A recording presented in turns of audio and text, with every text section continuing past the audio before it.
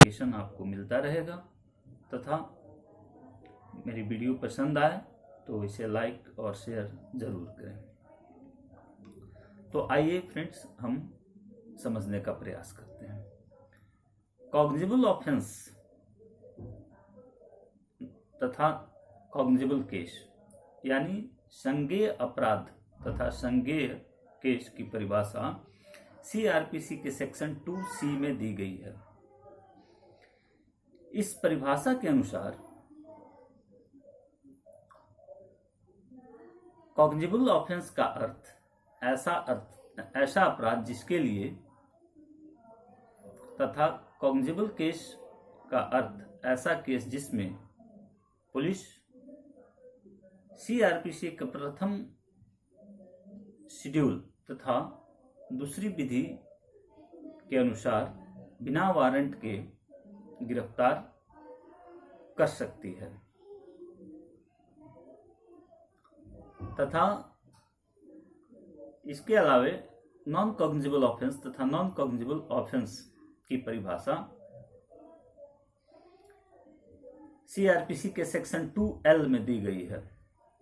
इस परिभाषा के अनुसार नॉन कॉग्निजेबल ऑफेंस का अर्थ है ऐसा अपराध जिसके लिए तथा नॉन कॉग्निजेबल केस का अर्थ है ऐसा केस जिसमें पुलिस पदाधिकारी बिना वारंट के गिरफ्तार नहीं कर सकती है। अब प्रश्न होता है कि ये फर्स्ट शेड्यूल जो सीआरपीसी में दिया गया है वो क्या है।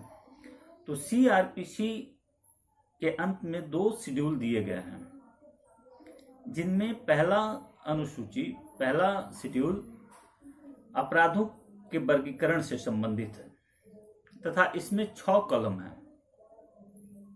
और इस 6 कॉलम में जो चौथा कॉलम है वह दिखाता है कि कौन सा अपराध कॉग्निजेबल ऑफेंस है तथा कौन सा अपराध नॉन कॉग्निजेबल ऑफेंस है। यहीं से इस बात को तय किया जाता है कि यह अपराध कॉग्निजेबल अपराध की श्रेणी में है या नॉन कॉग्निजेबल अपराध की श्रेणी में है।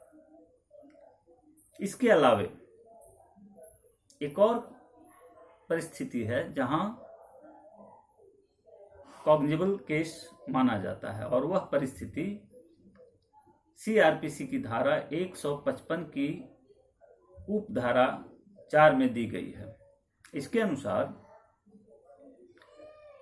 यदि कोई केस 2 या 2 से अधिक अपराधों से संबंधित है तथा उसमें एक अपराध संज्ञेय है तो इसे कॉग्निजेबल केस ही माना जाएगा। अब हम लोग फ्रेंड इसको एक उदाहरण के जरिए समझने का प्रयास करते हैं। जैसे मानहानि का केस है, तो मानहानि का जो केस है वह आईपीसी के सेक्शन 500 के तहत दंडनीय है, जिसकी परिभाषा सेक्शन 499 में दी गई है। तो मानहानि का अपराध नॉन कॉग्निजेबल ऑफेंस है तथा हत्या या हत्या करने का प्रयास यह कॉग्निजेबल ऑफेंस है। लेकिन अब ऐसा मान लिया जाए कि एक ऐसा केस है जिसमें मानहानि तथा हत्या करने का प्रयास दोनों ही अपराध हैं, दोनों ही अपराध उस केस में हैं, तो उसे हम लोग कॉग्निजेबल केस ही मानेंगे। आई थिंक फ्रेंड्स, हम लोग यहाँ तक क्लियर हैं कि कॉग्निजेबल ऑफेंस तथा कॉग्निजेबल केस और नॉन कॉग्निजेबल ऑफेंस और नॉन कॉग्निजेबल ऑफेंस क्या है। अब हम लोग आगे यह समझते हैं कि यदि नॉन कॉग्निजेबल ऑफेंस कहीं कारित होता है तो उसकी सूचना किसे दी जाएगी।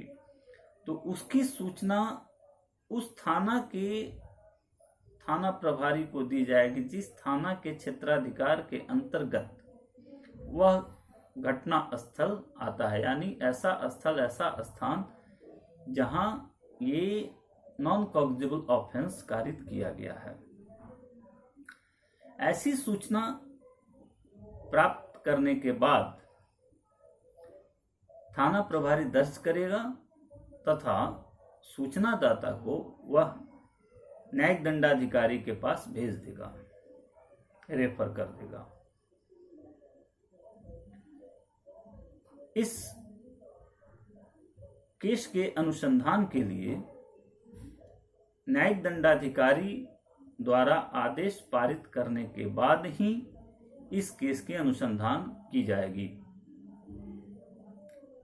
तथा आदेश प्राप्ति के बाद जब अनुसंधान शुरू होगा तो उस अनुसंधान के क्रम में अनुसंधान करने वाले पुलिस पदाधिकारी के पास वह सभी अधिकार प्रयोग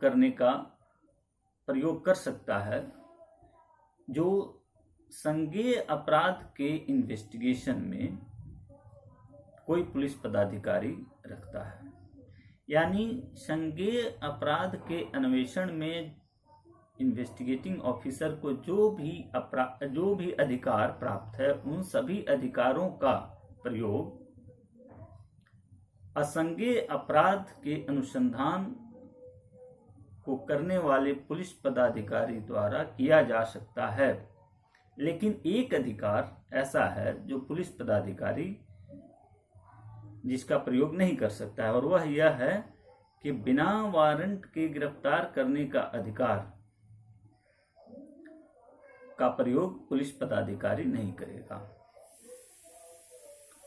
अब इसके अलावे हम लोग यह समझने का प्रयास करते हैं कि असंज्ञेय अपराध तथा संज्ञेय अपराध की सूचना के बाद तथा इससे संबंधित इन दोनों में क्या अंतर है।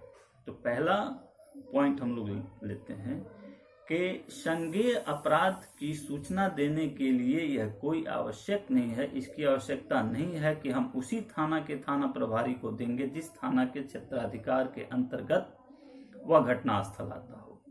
जबकि असंज्ञेय अपराध के केस में हम लोग उसी थाना प्रभारी को सूचित करेंगे जिसके क्षेत्राधिकार के अंतर्गत वह अपराध कारित हुआ है। दूसरा, संज्ञेय अपराध के केस में पुलिस पदाधिकारी सूचनादाता को न्यायिक दंडाधिकारी के पास नहीं भेजेगा, जबकि असंज्ञेय नॉन कॉग्निजेबल ऑफेंस के केस में वह न्यायिक दंडाधिकारी के पास भेजेगा। कॉग्निजेबल ऑफेंस के इन्वेस्टिगेशन के लिए न्यायिक दंडाधिकारी के आदेश की आवश्यकता नहीं है, जबकि नॉन कॉग्निजेबल केस के इन्वेस्टिगेशन के लिए न्यायिक दंडाधिकारी के आदेश की आवश्यकता है। तथा चौथा, संज्ञेय अपराध के अनुसंधान के क्रम में पुलिस पदाधिकारी बिना वारंट के किसी व्यक्ति को गिरफ्तार कर सकता है, जबकि असंज्ञेय अपराध के केस में बिना वारंट के पुलिस पदाधिकारी गिरफ्तार नहीं कर सकता है। तो यह फ्रेंड मेरा एक छोटा सा प्रयास था इसको समझने समझाने का। यदि इससे संबंधित कोई आपके पास प्रश्न हो, कोई जिज्ञासा हो तो कमेंट बॉक्स में लिखकर पूछ सकते हैं।